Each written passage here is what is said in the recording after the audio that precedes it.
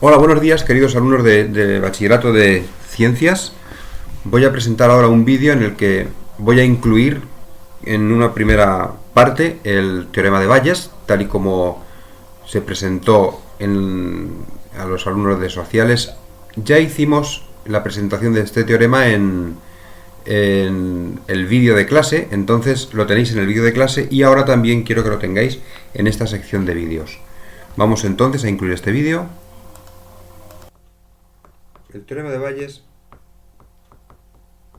proviene de la siguiente igualdad. Fijaros, tenemos la fórmula de que la intersección de dos sucesos, la probabilidad de la intersección cuando hay dependencia, es igual a la probabilidad de A condicionado a B por la probabilidad del suceso que condiciona. Pero atención, porque aquí A depende de B. ¿Por qué no podría B depender de A? Exactamente igual, ¿no? Podría B depender de A. Es decir, que esta fórmula podría ser también así. La probabilidad de B condicionado a por la probabilidad de A. Claro, como esta fórmula de aquí es una igualdad, es igual a esto, y esto de aquí también es igual a esto, son iguales, no queda más remedio que sean iguales las dos, ¿no? Es decir, no hay más remedio que igualar las dos o deducir que las dos son iguales y por tanto que la probabilidad de A condicionado a B por la probabilidad de B tiene que ser lo mismo que si hiciésemos la de B condicionado a por la de A. Esta es la propuesta de Bayes. Bueno, pues si esto es así, ¿qué ocurre? Pues que podemos despejar, por ejemplo, la probabilidad del suceso B en la probabilidad del suceso A condicionado a B, por ejemplo, en esta igualdad, la podemos despejar ¿cómo? Pues porque la probabilidad de B que está aquí multiplicando pasará para el otro lado ¿cómo? Pues dividiendo. Y nos queda esta fórmula. Nos queda la fórmula típica de que la probabilidad de A condicionado a B es igual a la probabilidad de B condicionado a por la de A partido por la probabilidad de B. Claro, ahora para hallar la probabilidad de B, para terminar esta fórmula, en la fórmula de Bayes lo que aparece aquí es la ley de la probabilidad total y es la ley de la probabilidad total sustituida en la probabilidad de B, que es la que está en el denominador. Eso es lo que sale en la fórmula de Bayes, aunque podemos quedarnos con esta fórmula que tenemos aquí. Muy bien, pues vamos a ver ahora un ejemplo para obtener el resultado que queremos aplicando el teorema de Bayes. El ejemplo lo tengo aquí preparado en la página siguiente y es precisamente el que veíamos en el vídeo anterior sobre el turista que está dentro del banco. Y acordaros que podía salir por la puerta A, por la puerta B o por la puerta C con cierta probabilidad. Y luego, según por la puerta que saliese, pues había una probabilidad distinta para ver o no ver el monumento. Teníamos un diagrama de árbol y lo que vamos a hacer ahora es pensar en lo siguiente. Bueno, tenemos aquí entonces el diagrama de árbol que se construye a partir del dibujo que veíamos ayer. Y este diagrama, claro, dice que si tenemos el suceso es que, bueno, el turista se va del banco, se va por la puerta A con probabilidad 0,3, por la puerta B con probabilidad 0,6 y por la puerta C con probabilidad 0,1. Bueno, y ahora, según si sale por la puerta A, por la puerta B o por la puerta C, existen diferentes probabilidades de que vaya a ver el monumento o que no vaya a verlo. El monumento que estaba aquí abajo, en el dibujo, es el dibujo que teníamos de ayer. Muy bien, pues ahora vamos a plantear la siguiente situación. La situación es esta. ¿Cuál es la probabilidad? Mejor dicho, sabemos que el turista no ha visto el monumento. sabiendo que no ha visto el monumento, es decir, que se ha cumplido que no ha visto el monumento, ¿cuál es la probabilidad de que haya salido por la puerta?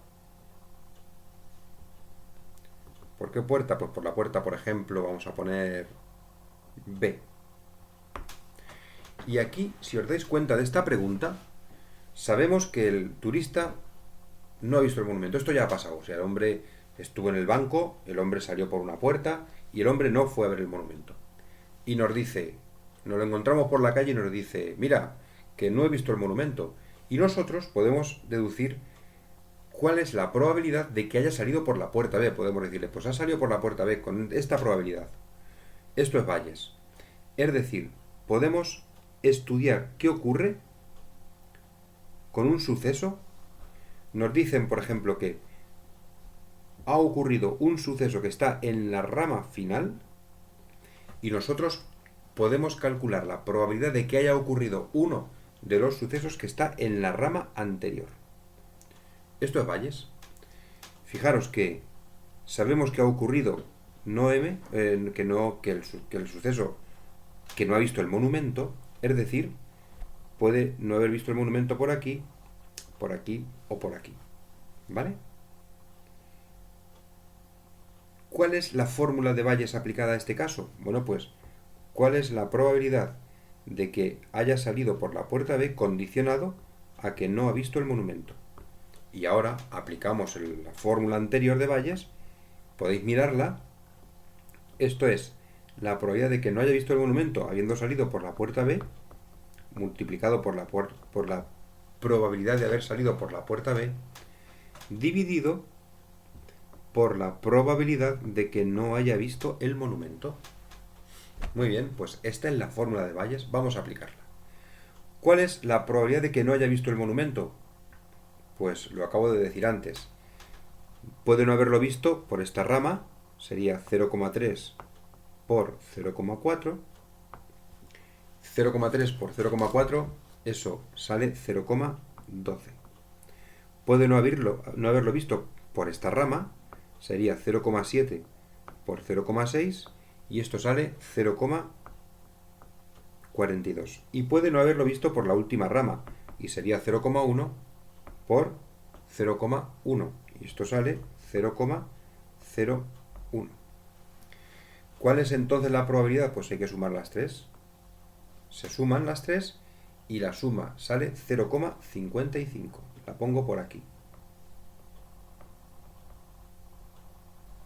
Esta es la probabilidad de que no haya visto el monumento. Claro, el hombre nos dice que no lo ha visto cuando nos ve por la calle, ¿no? El hombre dice, no he visto el monumento. Vale, pues nosotros vamos a saber cuál es la probabilidad de que haya salido por la puerta B. ¿Qué es? Vamos a la fórmula de Bayes. Me hace falta, fijaros, me hace falta la probabilidad de que no haya visto el monumento condicionado a B por la que... Es decir, me hace falta esta rama. Fijaros que esta rama está aquí ya. Voy a pintarla en verde. Es la probabilidad de que no haya visto el monumento y haya salido por B. Esta rama estaba aquí ya.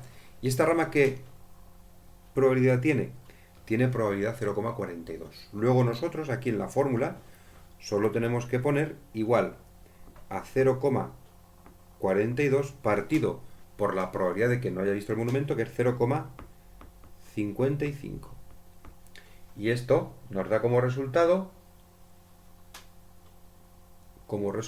pues lo hacemos, 0,42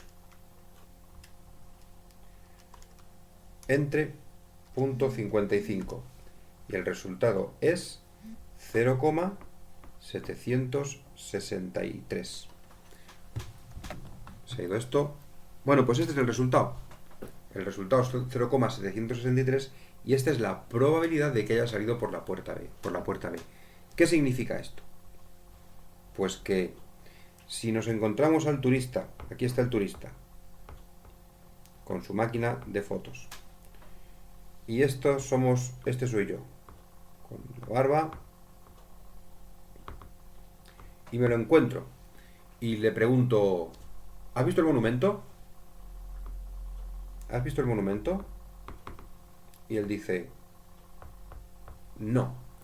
Pues yo sé que de cada 1000 veces que se produzca este encuentro, en 763 ocasiones puedo decirle, has salido por la puerta B y acertaré. Pues es una probabilidad bastante alta, ¿no? Cuando me diga, ¿has visto el monumento? No. Pues has salido por la puerta B. Claro, se puede quedar. Este es un mago, ¿no? Es un mago acertado. En 763 veces acertaré. Esta es la idea del teorema de Bayes y cómo se aplica a este tipo de situaciones en las que, como veis, tenemos que nos pregunta la probabilidad de que haya ocurrido un suceso basándonos en un suceso posterior. Bien, pues espero que esto haya quedado claro. Ahora vamos a hacer un ejercicio. Una pena, bueno. Vamos al 47. Dice que hay tres máquinas, las máquinas A, B y C, que fabrican tornillos. Bueno, hay tres tipos de tornillos. Tornillos de la máquina A, el de la máquina B y el de la máquina C. Y en cada caso hay una probabilidad para que un tornillo sea defectuoso. 0,01 en la máquina A, 0,02 en la B y 0,03 en la C. En una caja mezclamos 120 tornillos. Hay 15 de la máquina A, 30 de la B y 75 de la C. Sacamos un tornillo al azar de esa caja y nos pregunta, pues en primer lugar, el apartado A. ¿Cuál es la probabilidad de que un tornillo sea defectuoso? Bueno, pues vamos a hacerlo. Bueno, vamos a la pizarra. Apartado A, ¿cuál es la probabilidad de que un tornillo no sea defectuoso? Bueno, aquí tengo construido ya el diagrama de árbol. Si habéis parado el vídeo y habéis intentado hacerlo, pues me imagino que os habrá salido este diagrama de árbol. Y la probabilidad de que un tornillo no sea defectuoso, pues es lo que ocurre en cada una de estas tres ramas. No defectuoso y se ha hecho en la máquina A, no defectuoso y se ha hecho en la máquina B, o no defectuoso y se ha hecho en la máquina C. Estos son los tres caminos. En el primer camino, el resultado es 0,99 por 15 partido por 120. En el segundo camino, 0,98 por 30 partido por 120. Y en el tercer camino, 0,97 por 75 partido por 120. Los resultados que me salen son aquí 0,1237, aquí 0,245 y aquí 0,606. Si sumamos los tres,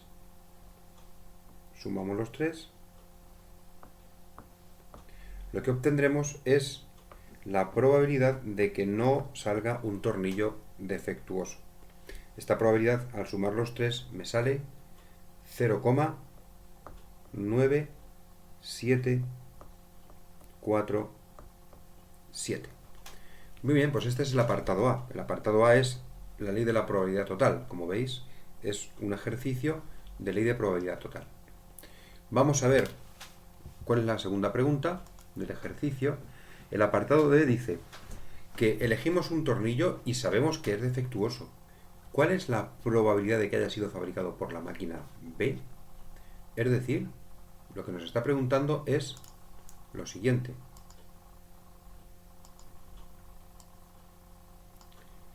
Vamos a ver que se me ha subido esto. Aquí. Lo que nos está diciendo la pregunta que nos está haciendo es la siguiente. Un tornillo, aquí está el diagrama de árbol, dice que ¿cuál es la probabilidad de que, sabiendo que es defectuoso, es decir, sabemos que ha pasado una de estas tres cosas, sabiendo que es defectuoso, de que haya sido fabricado en la máquina B? Fijaros que está preguntando por un suceso anterior al suceso del que nos da información. Sabemos que ha pasado, que es no defectuoso. Bueno, pues aplicando aquí Bayes, nos pide esta probabilidad. Y esta probabilidad, aplicando la regla de Bayes, pues es igual a la probabilidad de que sea defectuoso condicionado a que haya sido fabricado en la máquina B por la de que sea fabricado por la máquina B, partido por la probabilidad de que no sea defectuoso.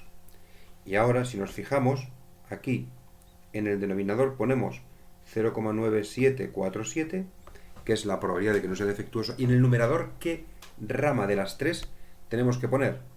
Pues claro, esta de aquí, ¿no?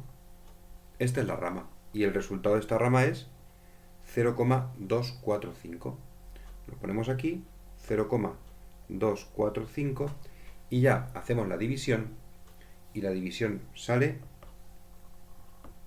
0,2513. ¿Qué significa esto? ¿Qué significa esto? Significa que podemos elegir 10 veces, 100, 1000, hasta 10.000.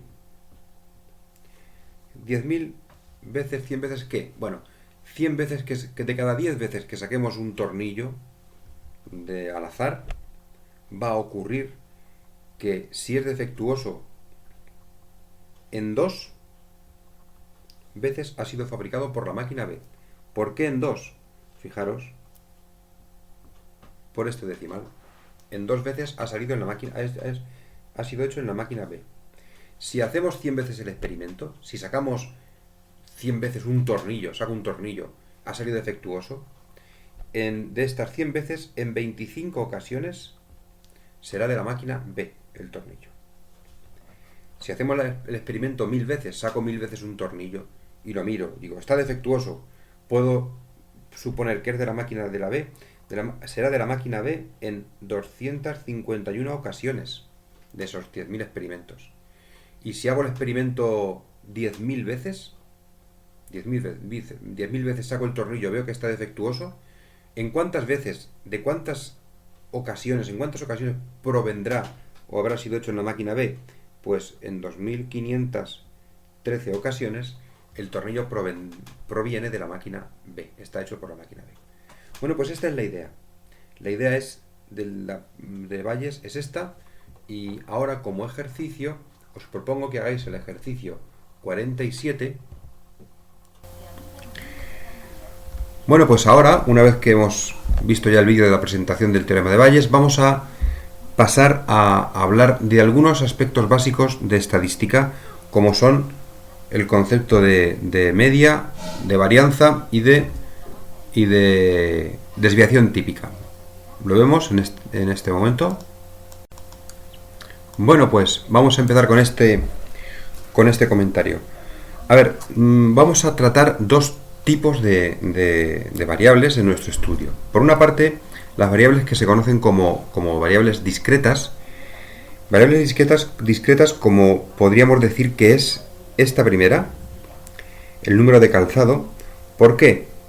Bueno, pues porque el número de calzado es una cantidad que las personas tenemos para describir lo que mide nuestro pie, y pueden ser, por ejemplo, el número 36, 37, 38, etcétera, supongamos que hasta 43. De tal forma que el número de calzado es una variable que cumple que entre dos números distintos no hay otro intermedio. Suponemos que entre el número 36 y 37 no hay un 36 y medio que podamos comprar. Últimamente esto empieza a no ser así, pero bueno, siempre habrá un momento en el que no podamos insertar valores entre medias o no se deba insertar. Este es el concepto de variable discreta. Sin embargo, en contraposición está el concepto de variable continua, como por ejemplo podríamos considerar a la altura de las personas. Supongamos que tenemos una cantidad de personas que tienen una altura entre 1,50 y 2,10. Si una persona mide 1,60 y otra persona mide 1,70, pues siempre entre 1,60 y 1,70 aparecerá alguna persona que tenga una altura intermedia.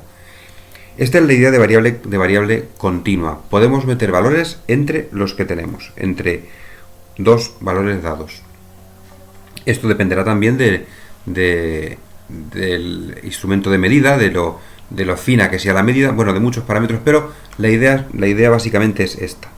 Tenemos, por ejemplo, un ejemplo aquí de una cantidad de personas, está puesto 100 personas, y vamos a estudiar el número de calzado que tienen estas personas y también su altura. Si estudiamos el número de calzado, podemos agrupar, tanto en un caso como en el otro, podemos agrupar los el número de calzado de estas personas en lo que se conoce como las frecuencias. Por ejemplo, 20 personas calzan un 38 de pie, 40 personas un 39, 30 personas un 40, 10 personas un 41. Como vemos, en este caso podemos agrupar las frecuencias de manera bastante densa en los diferentes valores. 20 en 38, 40 en 39. Esa es una característica de las variables cuando las consideramos como discretas. Variables tratadas como discretas, en este caso el número de calzado. ¿Qué pasa con la altura? Por ejemplo, si vemos cuántas personas miden 1,65, pues podemos suponer que hay 2 personas de las 100 que miden 1,65. Solamente una mide 1,66. Solamente una 1,67. 3 personas miden 1,68. Y así podríamos seguir. Como veis, la distribución de los valores aquí es muy distinta. En este caso, en el caso de la altura, los valores se agrupan muy poco, están muy poco agrupados. En consecuencia, la altura es una variable que se puede tratar de forma continua, y este tratamiento de forma continua hace que tengamos que agrupar los valores en intervalos. Tenemos, por tanto, dos formas de tratar a las variables, discretas y continuas. Vamos a construir ahora una tabla que se llama tabla de frecuencias, donde podemos suponer, voy a borrar estos datos que tengo aquí, que tenemos una serie de valores. Estos valores son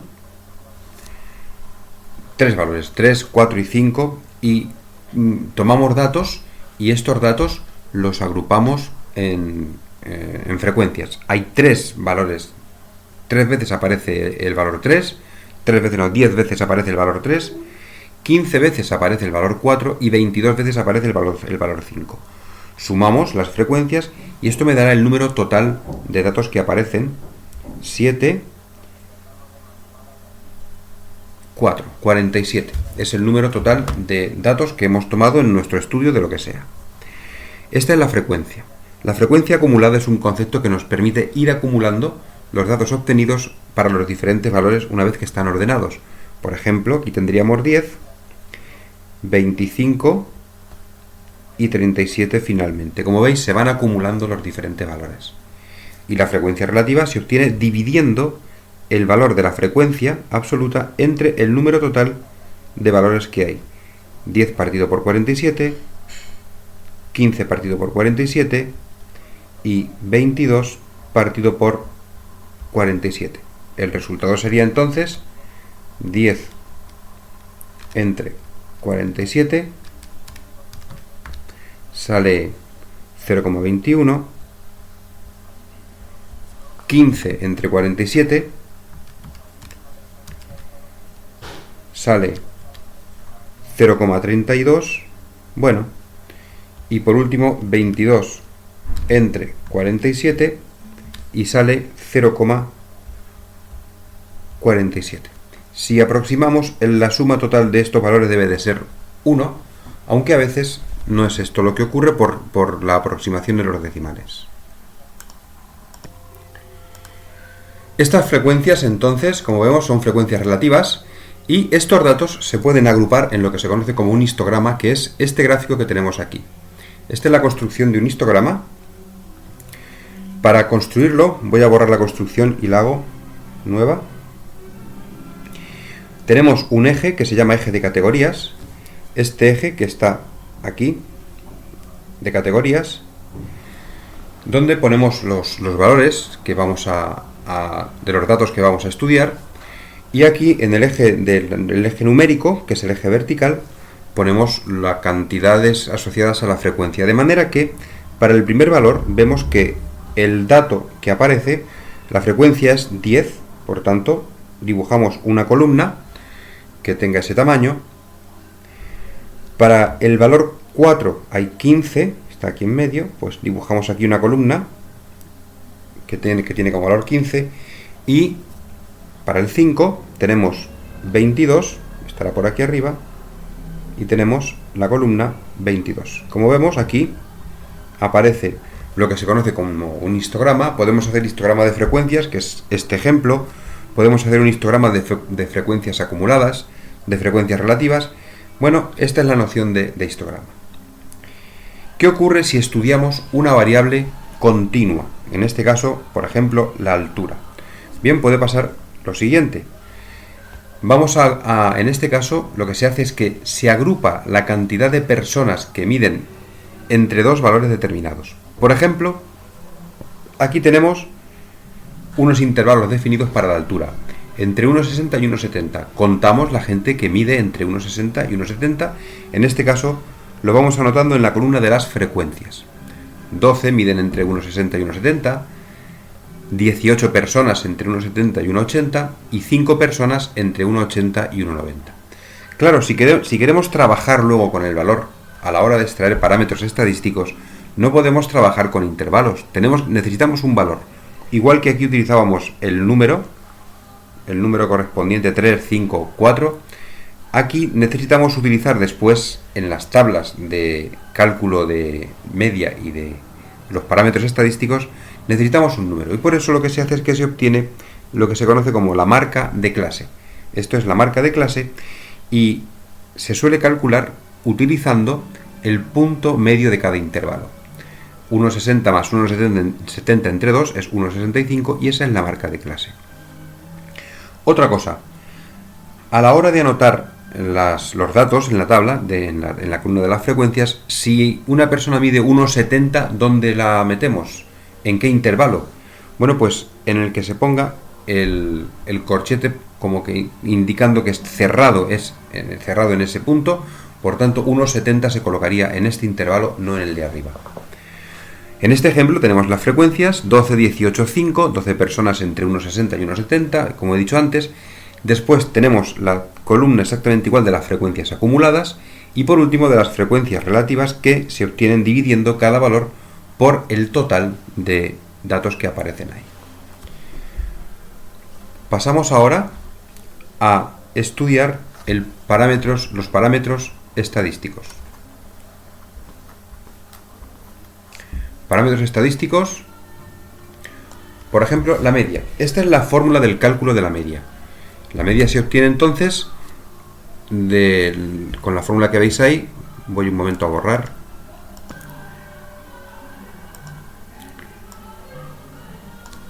Pasamos ahora a estudiar los parámetros estadísticos. En primer lugar vamos a estudiar la media. La fórmula de la media es la que tenemos ahí. La suma de las frecuencias por el valor dividido por la suma de las frecuencias. Aquí tenemos una tabla y en este caso da igual que utilicemos variable discreta que continua porque necesitamos un valor x sub i y este valor puede venir dado por la propia tabla, porque en el estudio aparecen 10 veces el número 3, 15 veces el número 4 y 12 el número 5, por ejemplo, o porque en nuestro estudio hemos obtenido intervalos y después hemos calculado la marca de clase. Por tanto, aquí lo que me interesa es que haya un valor x sub i y aquí una frecuencia. En este caso, la suma de las frecuencias sería 10 más 15 más 12, es decir, 37. Esto es la suma de las frecuencias.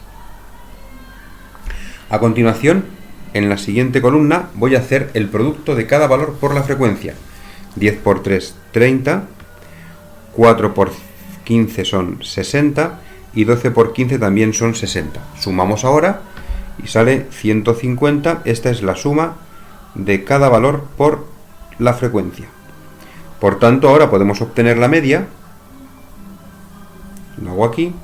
Y la media será igual a 150 partido por 37. Hacemos el cálculo, 150 entre 37 y nos sale 4,05. Este es el valor de la media, en este caso. El siguiente parámetro estadístico que vamos a utilizar, que vamos a estudiar, es la varianza. Lo voy a apuntar aquí abajo. La varianza, cuya fórmula es la siguiente.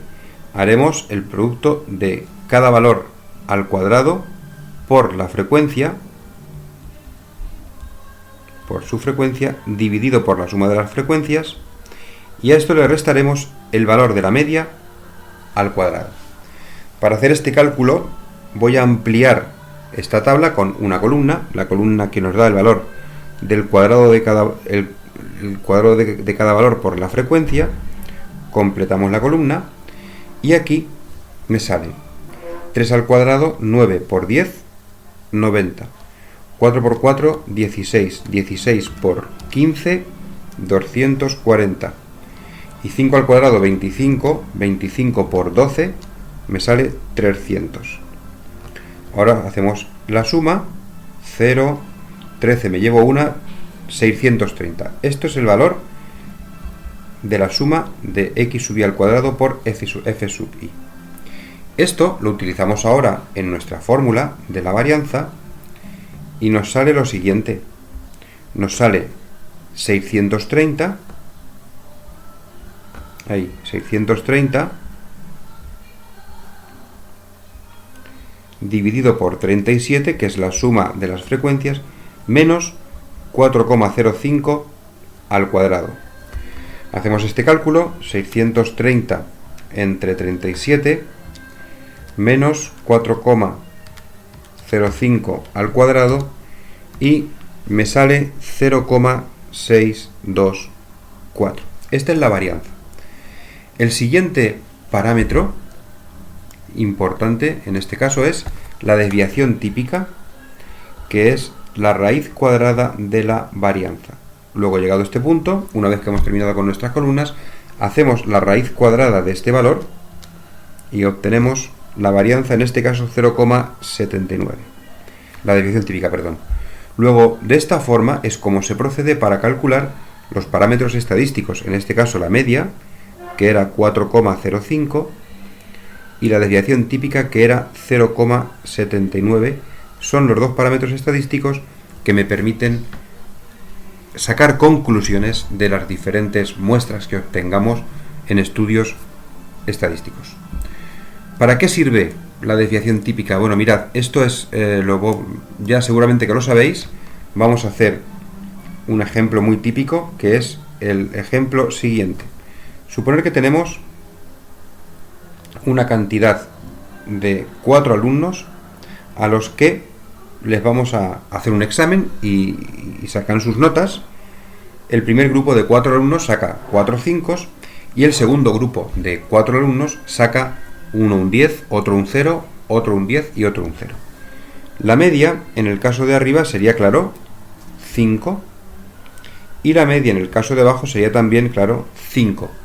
Si viéramos solamente las medias de los dos grupos, decimos, tenemos dos grupos y han sacado de media un 5. Podríamos concluir, los dos grupos son iguales.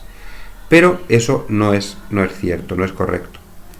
Para eso, lo que tenemos que hacer es el cálculo de la varianza, que se haría de la siguiente forma. Voy a hacerlo usando la tabla para repasar un poco eso.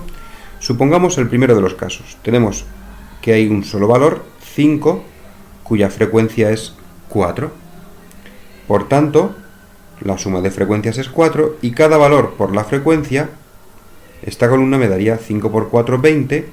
Luego, en consecuencia, la suma sería 20 y, claro, bueno, la media sería 5, eso ya lo sabemos. Para calcular la varianza, lo que hacemos es completar esta columna en la tabla. Cada valor al cuadrado por su frecuencia. En este caso sería 5 al cuadrado 25, 25 por 4, 100, y la suma sería 100. Es decir, que la varianza, en este caso, sería 100 partido por 4, ya que la media no la hemos completado porque ya la sabíamos. 100 entre 4 sale 25, y por tanto la desviación típica es la raíz cuadrada de 25, 5. En consecuencia, la desviación típica menos la varianza, perdonad, me he equivocado aquí, me falta, para hallar la varianza, claro, aplicando la fórmula, restarle el cuadrado de la media. Esto sale entonces 25 menos 25, claro, sale 0, y por tanto desviación típica 0. Me he confundido ahí. La desviación en este primer caso, por tanto, es 0, cosa que es lógica porque todos han sacado un 5, que es la media. ¿Qué pasa en el segundo grupo? En el segundo grupo hacemos la construcción de la tabla para el cálculo de la desviación típica, y los datos serían un 0 o un 10. El 0 con frecuencia 2 y el 10 también con frecuencia 2. Por tanto, la suma en este caso es 4. Completamos la columna siguiente de cada valor por la frecuencia. Sería 2 por 0, 0, 2 por 10, 20, 2 por 10, no 20, no, 2 por 100, 200, porque es el valor al cuadrado, 10 por 10, 100, por 2, 200. La suma aquí es 200 y ahora calculamos la varianza, que será igual a 200 partido por 4 menos el cuadrado de la media, que era 5 al cuadrado.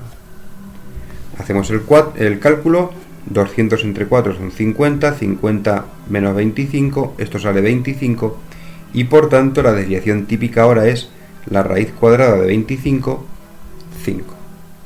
Tenemos entonces ahora que la desviación típica es 5. Y ahora, si os fijáis, en el estudio de los dos grupos no me vendría solamente el número de la media, sino el número de la desviación típica también, y ya podríamos ver que el grupo de arriba es un grupo de media 5 y desviación 0, y el grupo de abajo un grupo de media 5 y de desviación 5, con lo cual esto nos permite establecer que son dos grupos muy diferentes, porque en uno no hay desviación apenas y en otro sí, aunque la media es la misma, los grupos son muy distintos. Por tanto, es importante tener esto en cuenta.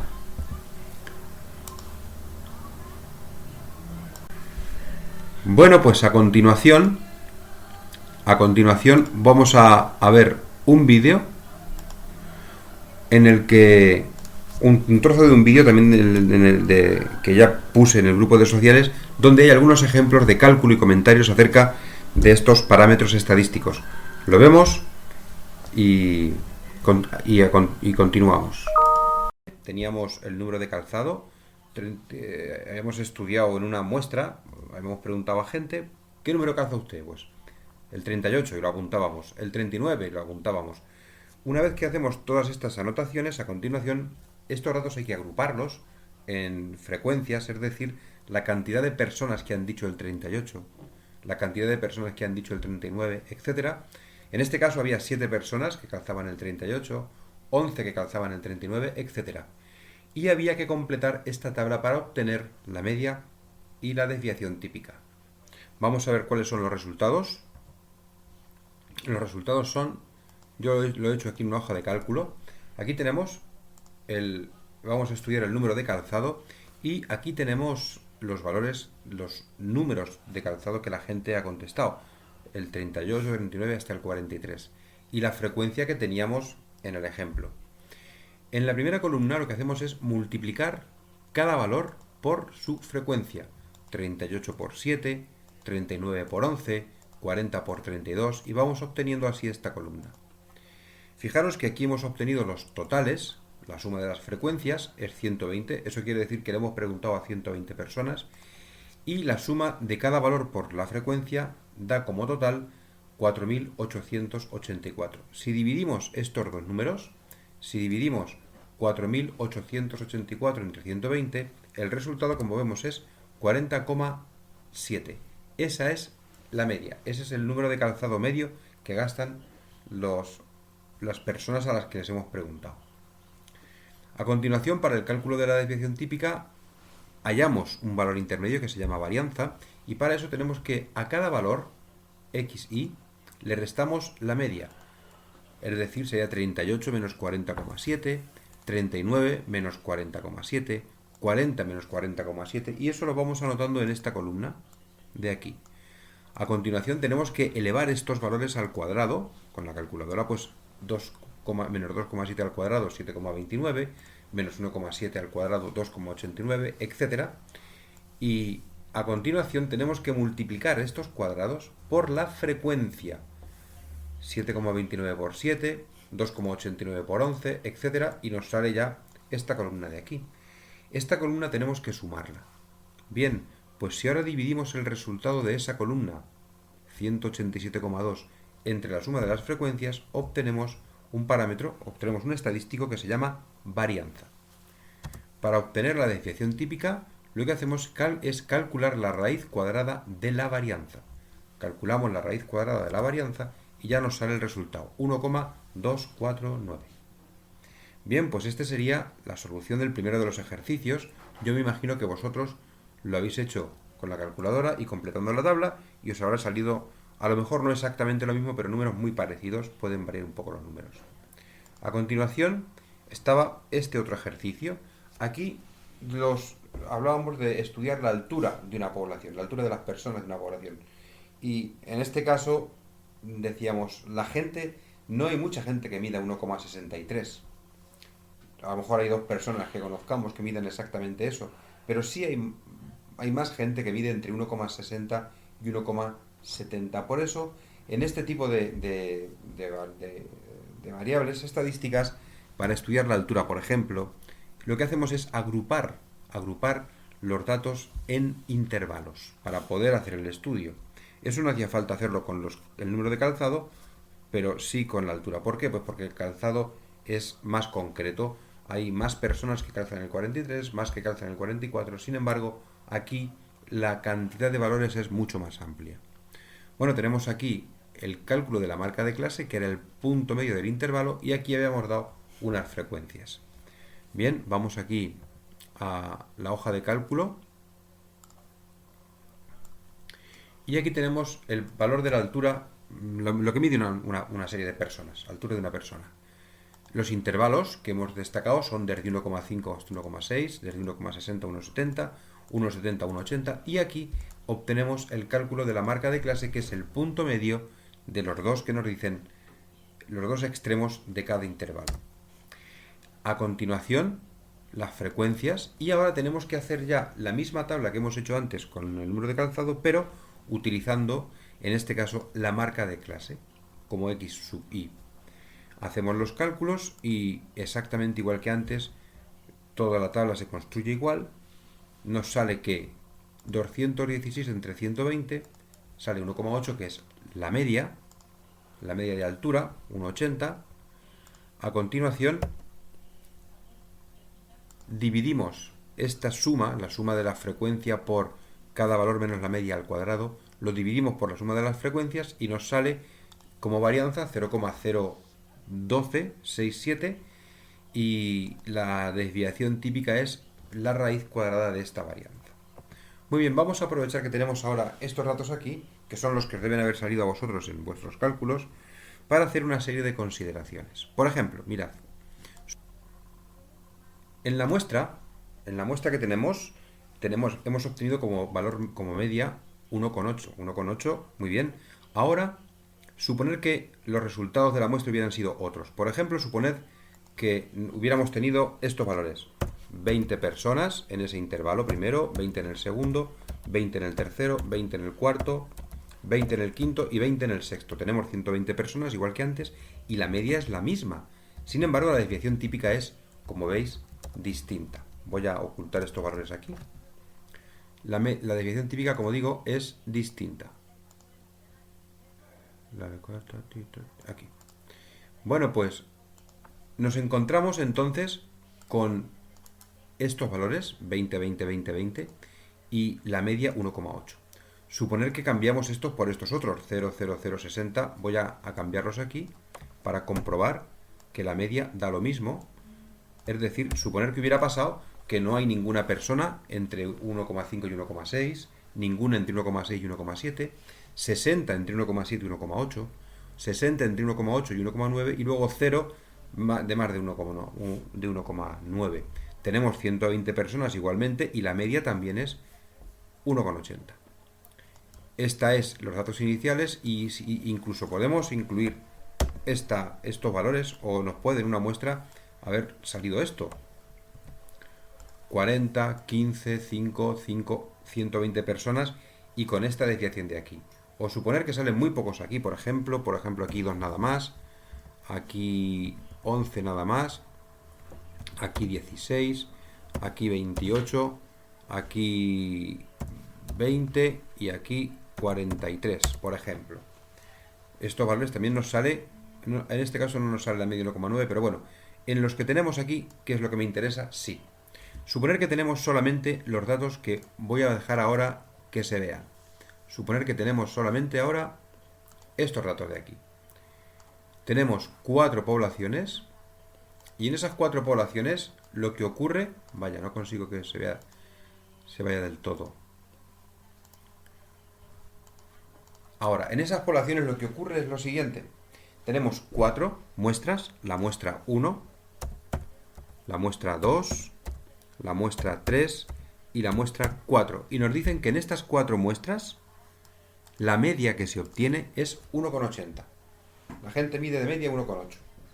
Podemos decir, bueno, pues si la media es 1,8, estas 4 muestras tienen que ser muy parejas, Sin embargo, si vamos abriendo o viendo los resultados, vemos que en la primera muestra hay 20 personas en cada intervalo. En la segunda muestra hay ninguna persona en el primer intervalo, ninguna en el segundo, ninguna en el último, ninguna en el penúltimo, y todas las personas están aquí, en estos 2 intervalos del medio. Luego, como vemos, las muestras son muy distintas. Aquí, sin embargo, la gente, no sé, las personas están... Un momento. Aquí, sin embargo, vemos que el resultado numérico, los números están más distribuidos, ¿no? Hay una, no sé, no hay...